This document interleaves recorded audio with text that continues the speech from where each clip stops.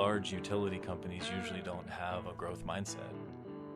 So just separating from the parent alone and fully controlling our own destiny, bringing on our own team, not having to shoehorn ourselves into the rules and the regulations of the parent, just gives us a lot of flexibility and autonomy to get after it in the marketplace.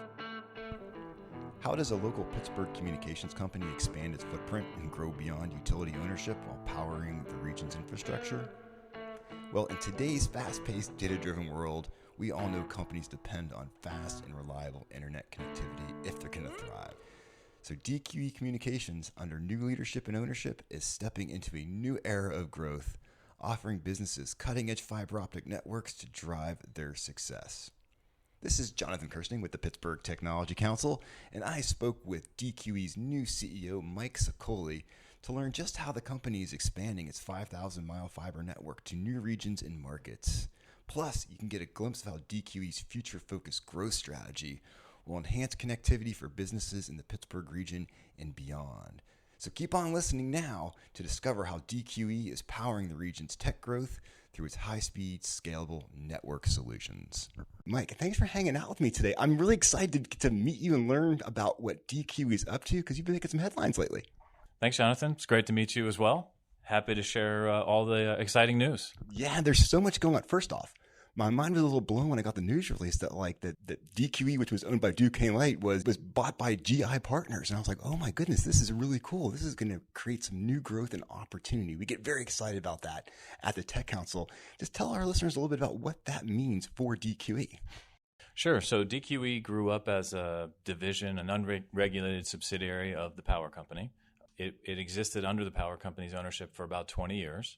And at some point over the last few years, the power company decided they wanted to, sell this division off and focus on the core power business. And they hired a banker, and like most companies do when they're looking to sell. And a number of parties participated in the process to look. And it's commonly referred to as an auction, but it's not the auction you might think of where a guy holds up a number, at the front. But GI Partners is a private equity firm that's very well known in the telecom and infrastructure space. They were one of the firms that was involved in this process, looking at DQE, and ultimately ended up as the winning bidder at the end of last year. And then it took about 5 months or so to get the deal closed because of the regulatory approval. But we're very excited. I actually worked on the transaction with GI as a consultant during the diligence phase. So I was familiar with their thinking and when they decided to step up and make the acquisition. And, it turned out that they wanted to bring a change to the leadership team, and that created an opportunity for me to step in and run the company when we closed in May. That is very exciting. First of all, how cool that you're part of structuring the deal. So you got to see the insides of what DQ is all about. So, obviously I'm thinking GI Partners was probably very excited to acquire DQE, just knowing the footprint that you guys have and the services that you've provided. The one thing that I love about DQE is it goes back to when I started the Tech Council back in 1997. So I feel like I have this weird camaraderie with DQE Communications. It's like a lot of fun for me. So give our listeners just a little backdrop of the core things that DQE does, because your fiber network is pretty impressive.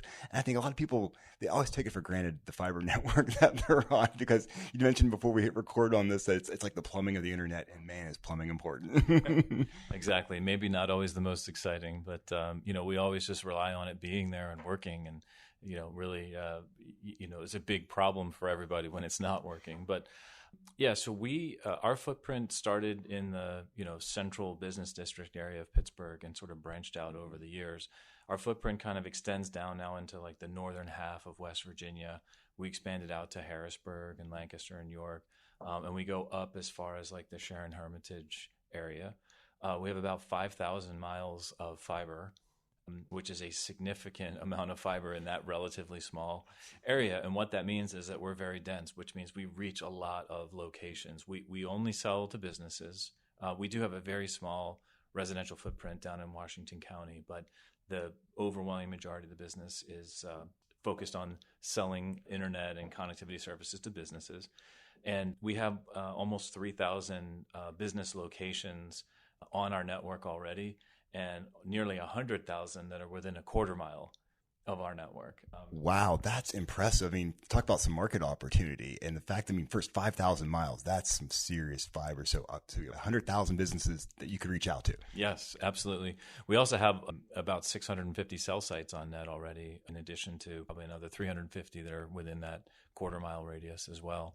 So so many people now are using their phones to, go on this data journey, both inside the house and outside the house. So the cell site is, one of the most important pieces of infrastructure that we have in the country now. And so we serve a lot of those locations as well. I can really see the excitement of bringing DQE under the wing with GI partners. I mean, that just seems like a perfect fit. And so it seems like obviously you guys are in a mode to grow, right? This is something where you buy this and you see the potential to grow. Tell me more about your growth plans and what you have in store for us here in the Pittsburgh region. Yeah, and not to say anything negative about Duquesne Light, but large utility companies usually don't have a growth mindset. And I think that there was a lot of advantages the company had by being under the Duquesne Light name early on. But as time went on, I think, it became clear that there was a great growth opportunity here that wasn't being captured under Duquesne Light's ownership. So just separating from the parent alone and fully controlling our own destiny, bringing on our own team, not having to, shoehorn ourselves into the rules and the regulations of the parent, just gives us a lot of flexibility and autonomy to get after it in the marketplace. We've brought on a couple of new team members. Most of the team is the same, but we had to stand up the back office functions and also bring in some new leadership team members as well, like a CFO and a chief revenue officer. And the growth plan really sort of comes down to maybe three different pillars. One of them is just executing our sales and marketing strategy better than we have in the past by bringing in more people, by investing more in advertising. The company really didn't spend a lot on advertising, nor did it even have a marketing department when we took over. And so, we're really excited to sort of get the word out and, engage in all of the marketing strategies that people are used to businesses who want to grow engaging in that we just weren't doing. Another area is the product portfolio. So today we really just focus on the pure data services, which is internet and metro Ethernet and dark fiber. But there's a lot of ancillary services that go on top of that many of our competitors offer and that our customers want, that being voice as well as SD-WAN, some data security services as well. So those are all on our roadmap. And then beyond that, we'd like to expand our footprint even further. I don't think we're looking to go to Kansas or California or anywhere like that, but just keep edging out into the rest of Pennsylvania, maybe a little bit into Ohio and certainly further down into West Virginia and also a little bit into Northern Maryland. We're in the middle of building out Hagerstown right now. Very exciting. So moving out of the parents' basement is really giving you guys some wings. and of course, Duquesne has a great basement, but the idea that you can really do things where, you just couldn't do under their tutelage. So how cool is that? So I'm thinking 2025 has got to be just very exciting as you guys are just getting this rolled up. I love the fact that you want to get out there and just start doing the things that you would do to grow business. So what are your thoughts for 2025 coming upon us, which is still like, yeah, it's going to happen. Yeah, it's kind of hard to be thinking about that. I guess that after the unofficial end of summer, last week with Labor Day, it's time to start thinking about next year. But we're in sort of foundation building mode right now. I mentioned we're bringing some new team members on. We're setting up our systems and processes the way we want them to be set up, that's optimized for our type of business. I've been in this industry a long time, longer than I would care to admit. So I've seen good ways of doing things and things that are not as good. And I'm looking to bring the best ways of doing things to bear here and really make sure that the people, the systems, and the processes are all aligned towards those goals. And for us, as the small, scrappy competitor in the market, doing business against huge competitors all day long, we have to unequivocally be better than the competition. When you work with us, we have to be better every day, all day than Comcast, Verizon, Crown Castle, others that you might do business with in our footprint. And so that's really my goal is to set those, do the right things the right way all day long, which sounds very simple.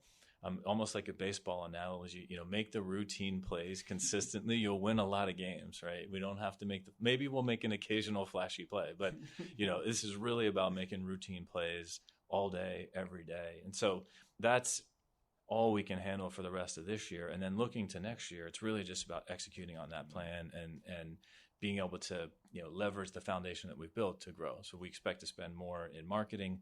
We expect to have more salespeople out on the field, and really just compete aggressively in the marketplace like we can and should. That sounds fantastic to me. And like I said, the idea that something that's been kind of a staple of Pittsburgh's tech community for 27, 28 years now, and the fact that you have this new life that's going to make you grow even more, and it's under your leadership, which I think is really cool. So rumor has it you're pretty new to Pittsburgh. I mean, you've only been here for a few months now. What are your thoughts so far as you come to Pittsburgh? Because I know Pittsburgh, the Tech Council, we're very excited to have you here leading up what's going on with DQE. I appreciate that. I grew up on the wrong side of the state. I grew up in the Philadelphia area in Westchester, Pennsylvania, but I've always been a Pennsylvania sports fan. I've been a Penn State fan. I know not necessarily the most popular to some here in Pittsburgh, but there are many Penn State fans here too. Yeah, I really enjoy the city. Many people told me before I came just about how much culture there was here, and I really had not understood that or appreciated that. But in my short time here, I'm blown away by how much there is to do here, and how tight-knit the community seems to be. So it's been great so far. I'd love to hear that. And I'm really excited for you to learn more and more about our tech community here as well, too, because I've been covering our tech ecosystem for about 30 years now, and I just feel like it's one of these places you can plug in very quickly. I think everyone's here to help. And I can't wait for you to get really ingrained in part of it, and people start using more and more of your fiber. That's for sure. Yeah, me too. I think that we are the secret ingredient that sort of makes tech go and grow.